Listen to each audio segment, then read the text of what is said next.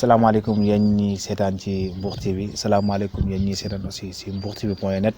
audience dellu si waat na bi la yoon nag ki ñuy dellu na mooy Pape Massamba Thiaw moom nag nekk responsable politique fii ci Nguéniène ci yenn ci casquette sax si mu ko mën a présenté rek peut-être am yeneen casquette yoo xam te ne nii moom bu jëlee kàddu ko dina ko présenté mais daal tey moom la ñu fas yéene desal ci li nga xam te ne mooy émission audience li ñu fas yéene waxtaane nag bëri na dañuy waxtaane li nga xam te ne nii mooy parti socialiste taxawaayam fii nii ci biir Nguéniène mais aussi tamit li nga xam ne mooy élection locale yi mais aussi tamit wàllu foncier dinañ ci xaw a dugg tuuti parce que tamit mi ngi liggéey ci biir commune bi te ci seeka ni am na ci rek ay message yoo xam te ne dina ko ci mën a lancé mu nekk daal ay ponk yu bëri yoo xam te ne war nañ ko mën a waxtaane ak moom xaaye balaa tuura dañ koy jox mu nuyu ñi nga xam te ne ñoo ñuy seetaan ci biir Mbour TV ci émission audience sëñ Pape nuyu nañ la. salaamaaleykum sëñ Omar ñu ngi ziar bu baax a baax di ñuyu mbokku auditeurs yi ak téléspectateurs yi ñuy seetaan si émission audience di leen accueillir jàmm di leen encourager di leen remercier aussi seen déplacement. Mbour Nguéniène jegewul vous avez tenu à venir ñëw bokk ak ñun suñuy problème bokk ak ñun aussi suñu avenir suñu vision bi nga xam ne moom la ñu am pour la commune ak li ko wër. voilà di sant ñëpp di gërëm surtout mbokku Nguéniène si confiance ak fi ñu teg si yaakaar si ñaan si lépp donc waa Nguéniène kenn mënu leen fay vraiment fi mu ki gën a tuuti ba ki gën a nekk mag ñu ngi koy nuyu di ko jox wàccuwaayam di ko gërëm di ko sant loolu daal laa bëggoon ubbee waxtaan bi. dëgg la sëñ Pape peut-être ne sax ni ma la présenté xaw na gàtt tuuti mais parce que ay responsabilités peut-être bëri na yi ngi ci occupé xanaa rek nga résumé nañ ci d'une manière brève les responsabilités yi nga xam ne ni yor nga ko ci diwaanu Nguéniène mais aussi ci diwaanu département de Mbour. voilà donc am nañu ay responsabilités si ñaari anam mooy responsabilité politique ak responsabilité administrative donc responsabilité politique yi ñu am au niveau local mun nañu wax ne ñun ñoo nekk secrétaire général bu jeunesse socialiste bu commune Nguéniène depuis 2014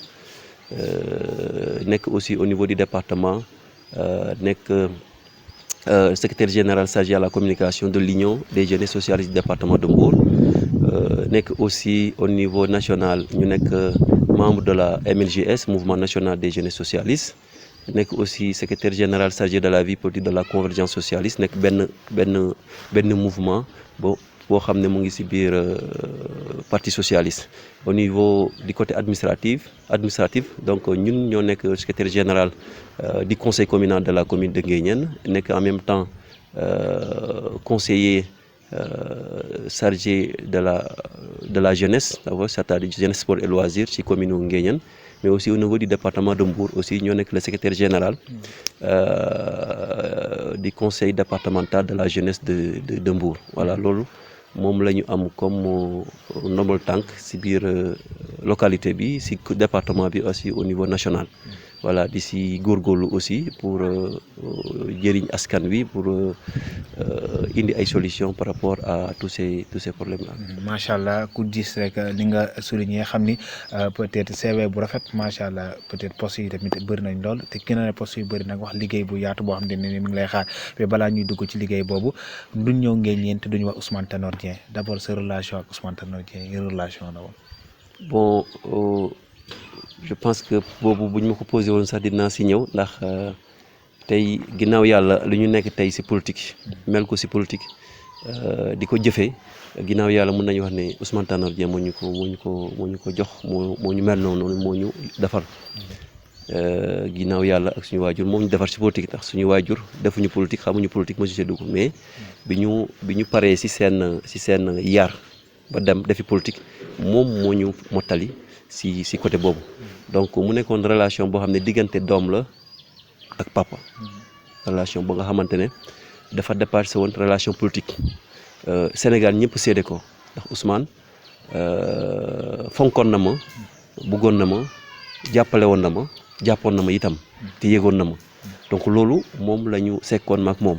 donc relation boo nga xamante ne vraiment c'était particulière exceptionnel maanaam dafa jéggi woon dayoo ndax boo demee ak nit ki ba lu muy woote woo la lu mu bëgg teg la ci kanam lu muy def teg la si kanam te ni gënoo nekk mag gënoo ëppoo nit ñi dara donc loolu ku la ko defal rek ku la yëg moo koy def donc confiance bi aussi je pense que on a eu à cultiver ça donc dañ ko cultiver parce que nit moom dafa nekkoon nit koo xam ne nit ku jub la woon nit ku déggu la woon nit ku bëggoon askan wi nit ku bëggoon nit ñi la donc képp ku ñëwoon si moom nekk ak moom di ko doxal di ko jàppale si foofu di jubal di def d'une façon transparente c'est-à-dire leeral donc kooku daf lay fonk daf lay bëgg te loolu lañu relation boobu la ñu amoon digganteem ak ñun lu mu bëggoon rek lañ doon def voilà lu mu santoon rek lañ doon def donc lépp lu mu bëggoon aussi lu jub mbaa du leer moo xam day jógee si moom dem si askan bi mbaa mu jógee si askan di dem si moom dañ ko doon def vraiment façon ba nga xamante ne moom dina si kontaan moo tax et au-delà de la relation politique voilà ba nga xam ne moo ñu lié woon il y avait une relation amicale mais aussi parentale donc parce que diggante papa ak doom moom lu nekk ça veut dire tout donc dafa ëmb lépp Ousmane daf ma defoon doom daf ma xarit daf ma collègue politique man aussi ma def ko papa lépp lu ma doon def aussi moom moo koy choisir moom moo koy wax moom moo koy décider. tey jii mu dëddu ban héritage la leen légué en tant que yow mi am jege woon nga ko ci wàllu politique tey jii lan la leen bàyyil ci loo xamante ne nii moom ngeen di doxee te sañu leen koo bàyyi fenn. mooy li ma entamé tout rek donc li ñu jàngal ñu hérité ñu jël ko ci moom ci politique mooy jubal benn parce que ku bu jubala woon beneen ba aussi wax loo mun ak looy def. parce que Ousmane du doon def promesse dañoo dem sax ba nit ñi xam ko ci ñun donc Ousmane lu mu mun daf koy wax lu mu munul du ci dugg bu mu nee dara sax bu ko def sax du ko promettre nit ñi donte da koy def parce que dama déggoon souvent muy wax boo promettre nit ñi boo ko deful dañu naan moo ko waxoon defu ko te boo ko defee doo ci am mérite dañu naan moo ko waxoon donc bu ko defee amul problème donc moo tax promesse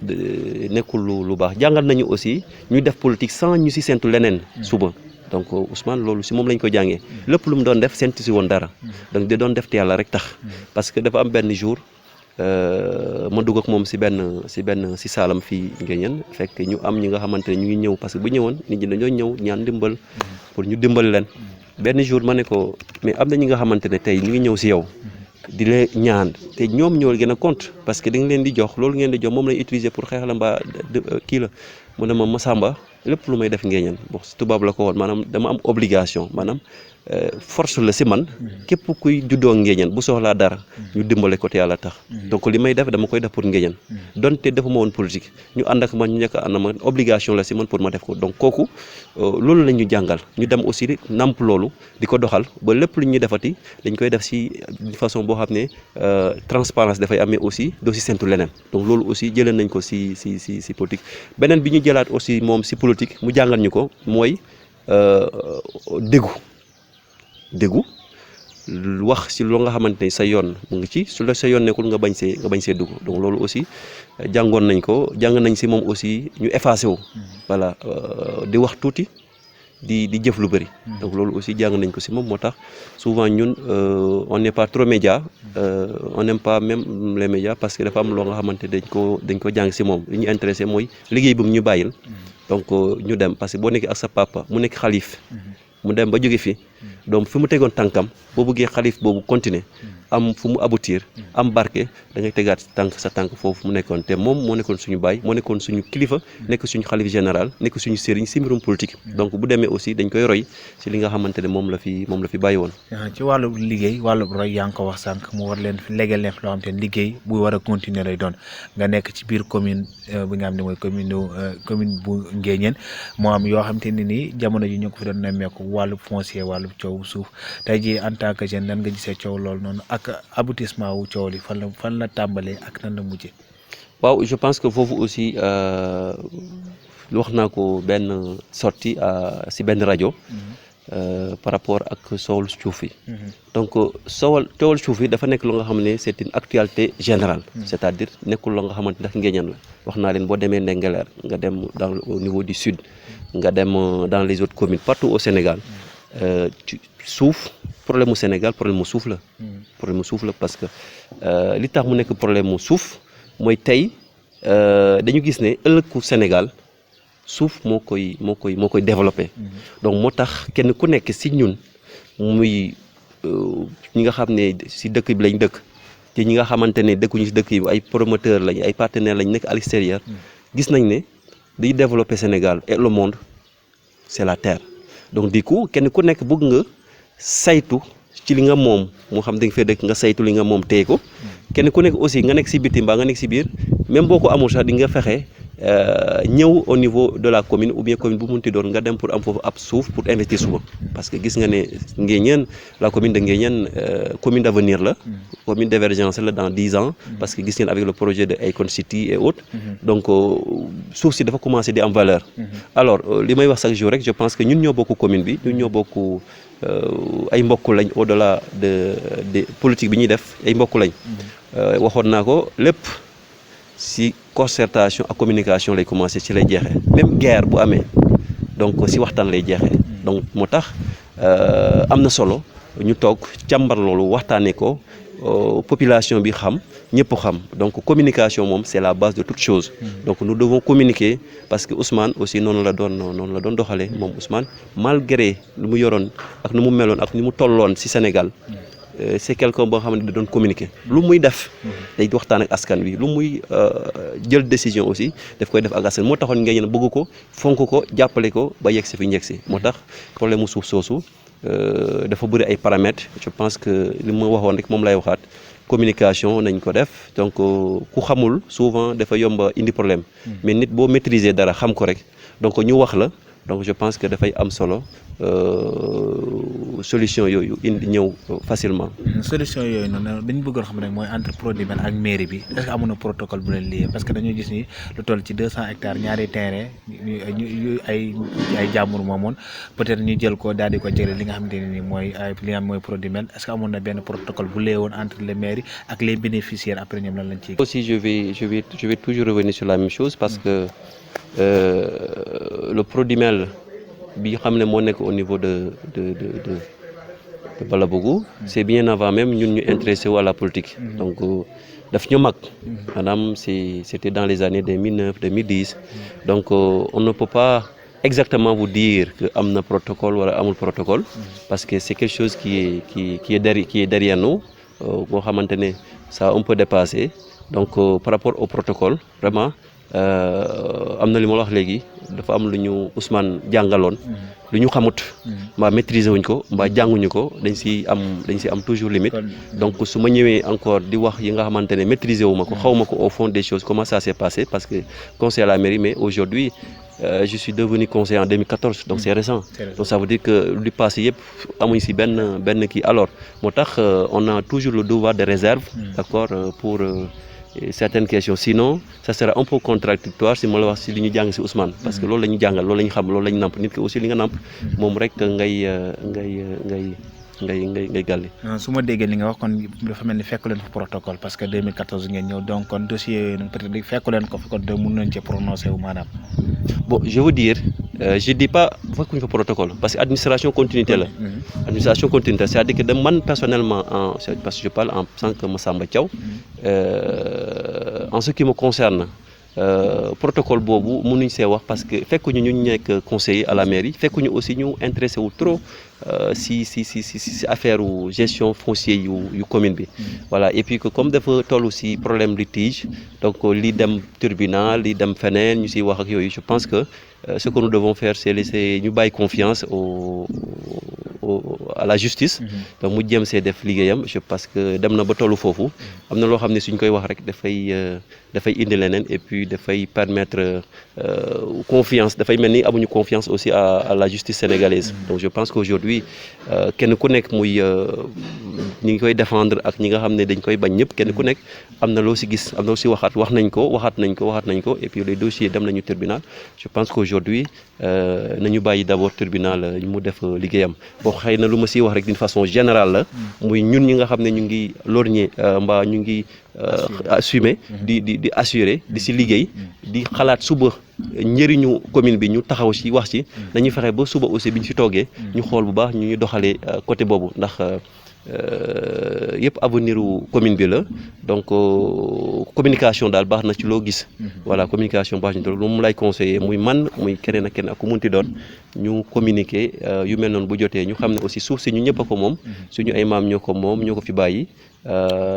njëriñ bi suba aussi ñun ak avenir bi ñëw dañu am liñ si soxla mais daal pour le projet bu Prodimel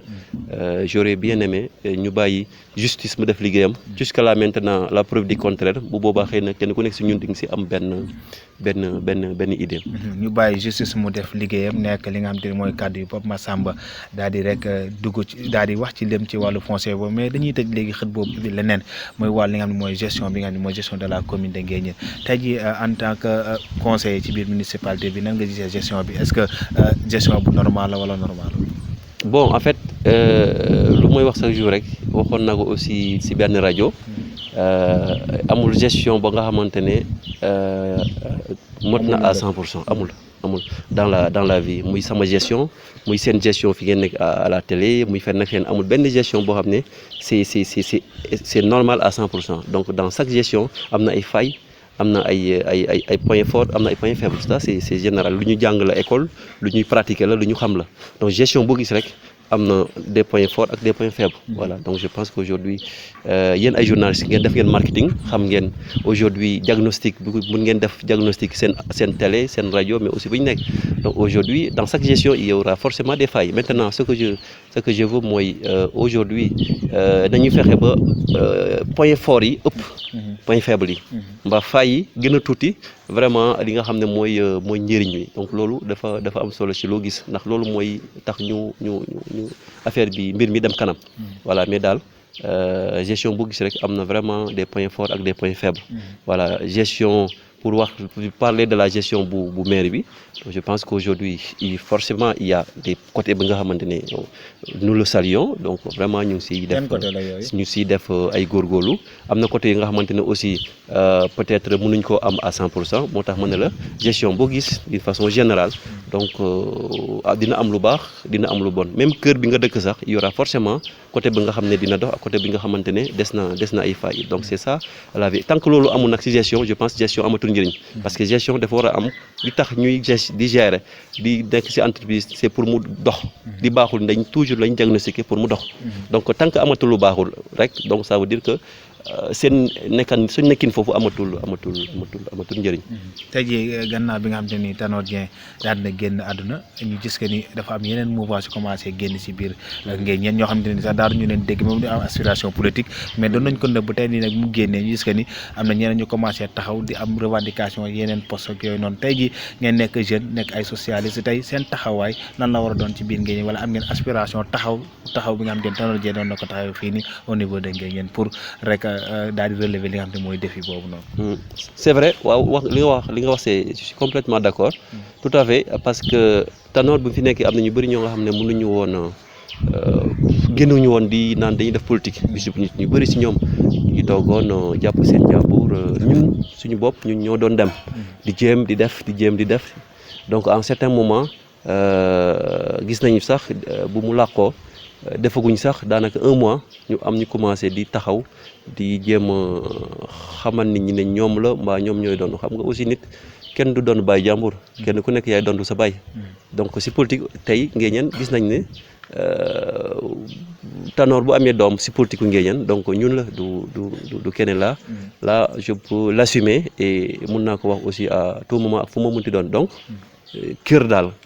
bu borom kër bu fa jógee donc doom yaa ñoo koy donn mais mosuñu gis ci Sénégal du ci ñu xam même tubaab yi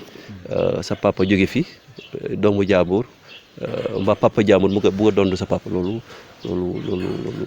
amul donc ñun ñoo nekk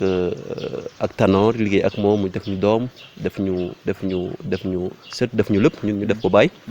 donc mais kenn ku nekk nag am nga droit am nga sa droit nga ne dama bëgg voilà muy Tanor képp koo xam ne yaa ngi yeewoo ci commune Nguéniène yoon may na la nga ne dama bëgg mbaa damay politique loolu ku nekk am na solo mais nag population seen bopp xam nañu kan moo baax ci ñoom ak kan moo nekk ak ñoom ak kan moo leen jege loolu moom population yi kenn mënatu leen nax et je pense que tey kër goo dem rek am na ku jàng ba yegg à un certain niveau télé yi rajo yi am nañ ko xam nañu aussi kan moo nekkoon ak ñoom bu dara du dara ba tey bi fi Ousmane nekkee parce que mbir boo ko bëggee dañ siy teel boo bëggee mbir dañ siy teel avant ñu yegg foofu mais lu ne càkk ne jonn nga ne lii laa kii donc bu boobaa je pense que dina am un peu trop tard kenn ku nekk it je les encourage et je les encourage et maa ngi leen di féliciter aussi si loolu mais daal population Nguéniène xam nañu kan mooy kan ak kan mooy def lan. tey jii ci ndono loolu dëgg la tey jii Tanor génn na fi am na lu mu leen léegi tey jii ndono loolu da ngeen di ñëw apporter ci touche bu bees wala lépp ci sa lancé mu nekkoon rek ngeen di continuer c'est-à-dire projet yi nga xam te ne am ngeen ko au niveau de Nguéniène laa bëgg souligner foofu yan projet la. voilà wax naa la ko si début bi je pense que Tanor tey boo ñu yar donc fu mu tegoon tànkam ba léegi fa lañ ko teg amul lenn lu ñu si dindi amul lenn lu si wàññi donc fu mu tegoon tànk objectif ak vision bu mu amoon pour Nguéniène loolu la ñu bëgg a nekk parce que jigoon na Nguéniène bi mu koy def amoon na si ambition ak détermination ak désintéressement donc ñun tey suñu objectif mooy ñu fexe ba loolu nga xamante ne mu ngi ko doon def ñu fexe ko jeexal fexe ko continuer si côté yëpp nag social éducation santé yëpp waxtaan ak ñëpp muy commerçant yi muy domaine agriculteurs yi di maraîchers yi di transporteurs yi di les personnes vivant avec un handicap donc ak ñi nga xamante ne sax ñu ngi c'est des expatriés ay moodu yi nga xamante ñu ngi tugal nga xam ne tey aussi dañu war a rester en contact ak ñoom pour permettre leen ñu retourner aussi dans la commune investir ci parce que am nañu ay ambition am nañu ay projets et nous sommes très ouverts à ces gens-là donc étudiants yi ñëpp képp ko nga xamante ne couche nga nekk ci biir commune Nguéniène je pense que li ci Tanor doon def ak ñoom dañ koy def wax naa ko léegi ñu continuer ko tey am na chantier ñu fi bàyyi yu mel ni yaa une nouvelle gare routière bi nga xam ne moom moo fi nekk di ko construire pareegul mu entamé ko woon y avait aussi des projets tey la route qui nous lie à Thiadiaye boobu aussi nekk projet ba nga xam ne moo ko fi defoon bon à l'époque je pense que avant muy dem defoon na journée de lancement bi pour pose première pierre ñu préparer def ay construction yooyu donc yooyu yëpp c'est des choses yi nga xamante ne si xolam la woon pour mu terminer ko ñun en tant que responsable politique il y a certaines choses peut-être duñ ko mën a def mais aujourd'hui muy loolu muy leneen suba contact yi ñu am pour mun koo jëriñ Nguéniène commune Nguéniène dañ koy def bu soobee yàlla parce que gis nañ ne la route Thiadiaye Nguéniène ak Joal c'est une route qui est économique donc si côté développement parce que port Joal bi dafa relier par Nguéniène Thiadiaye ak la région de Diourbel donc boo génnee yoon bi moo la yóbbu directement à Ndangalma altu Ndangalma donc ça c'est la région de Diourbel et gis nañu foofu cette zone là amul géej donc aujourd'hui li économie bi relier Nguéniène ak ces localités là je pense que nous devons faire de toute sorte que loolu noonu taxaw dox nu mu war a doxee bu ko defee développement la ñuy am commune Nguéniène mais aussi ça va permettre aux investisseurs d'accord muy ONG non gouvernementales yi ñu ñëw tey investir au niveau de la commune de Nguéniène si service bu mu munti doon tey aussi côté tourisme boo jëlee la zone sud de Nguéniène muy koy wax la côté Mbang Fadial moo dem Fimela dans les îles du Saloum donc là aussi nous devons avoir vraiment des tronçons des pistes de production qui vont nous permettre tey ñu mun a aussi relier Nguéniène avec les îles du Saloum donc tout ça c'est des zones touristiques donc pour vous dire que Nguéniène il y a des niches d'emploi yi nga xamante ne ñu ngi un peu partout ci commune bi ñu war koo mën a développer créer encore emploi par rapport à ça mais malheureusement il y a beaucoup de choses qui restent à faire du côté de l'État d'abord parce que yam na yoo nga xamante ne c'est pas du domaine de la commune donc c'est l'État qui doit nous aider à ce que loolu noonu def ko AGEROUTE ak les autres entreprises bu nga xam ne ñu ngi veiller sur là avec le ministère des infrastructures et du désenclavement donc tout ça vraiment c'est des choses que nous devons faire aujourd'hui la commune de Nguéniène aussi si côté zone sud bi c'est une commune ba nga xamante ne y a que des rogniers donc aujourd'hui war nañ valoriser cette zone là pour attirer un peu les touristes d'accord war nañ attirer aussi cette zone là pour attirer un peu les investisseurs créer peut-être des sites touristiques nga xamante ne ça va apporter à la commune non seulement dina leen créer emploi mais deuxièmement aussi dina leen permettre ñu ñu enrichir aussi la commune. Donc ça il faut que mu nekk loo nga xamante ne di nga am vision pour mun ko tey jii su ñu ñëwee ci projet yi wàllu élevage est-ce que am ngeen ci bëbët parce que tamit assiette foncière bi boo naful naa nga tuuti rek privé yi mun nañ koo jël au détriment de la population organique ñu gis que ni zone bi élevage dafay am solo trop est-ce que tey jii bokk na loolu seen projet ngeen ngi leen di xalaat tamit noonu. tout à fait parce que ñun suñu zone bi dafa nekk zone élevage ak agriculture. Voilà donc daanaka aussi benn la ndax ñiy sàmm ñoom ñoo nekk béykat yi aussi en même temps. moo tax souvent conflit entre éleveur ak agriculteur souvent bëriwul ndax ku fi am nag rek di béy di sàmm di moins am nga tool fi ngay sàmmee ak mbaa sa mbokk am nañ tool donc ça veut dire que c'est les mêmes populations. Mais beneen bi ma si wax mooy suñu élevage aussi war nañ ko moderniser war nañ ko gën a moderniser fexe ba loolu pour ñu éviter ko mooy maanaam tiraillement yooyu mbaa problème yi kii yooyu il faut que ñu si commune bi ñu xam exactement zone délimitation zone agricole bi zone pastorale bi zone fluviale bi donc ak zone yi nga xamante ne tey ñoo ngànk parce que loolu si code des collectivités locales am na. donc biñ ko xamee rek zone pastorale ñu xam ne pour ñiy sàmm.